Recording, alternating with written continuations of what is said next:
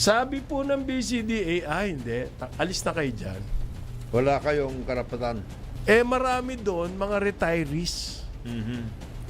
Kaya nga nagpunta rito dahil inaakit ng ating Philippine Retirement Authority.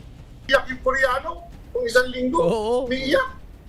Lifetime savings. Hindi, yun na nga, at na lang silang paggising nila, hindi na kanila. I think that is a deprivation of property without due process. Talagang violative itong ginagawa ng BCDA against my clients who are the third-party innocent purchasers. All these third parties have invested, trusted the PPP project of government in Camp John Hay.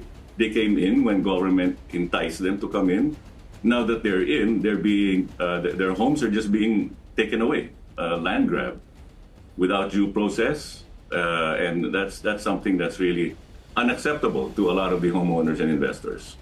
Nagne-negotiate sila kung paano gagawin yan, yung smooth transition and everything. Bigla na lang ng raid. Eh kung yung squatter nga na hindi nagbabayad, na hindi kanila ang property, hindi mo mapaalis, babayaran mo pa para umalis, di ba? Ano ba ito? Na sila ang may-ari ng property, admitted yan, they own the property, they bought the property, they were invited by both BCDA and Camp John Hay to invest in the property, and now, with no rhyme or reason, without due process, you will just take them out and kick them out. BCDA, a legacy of injustice.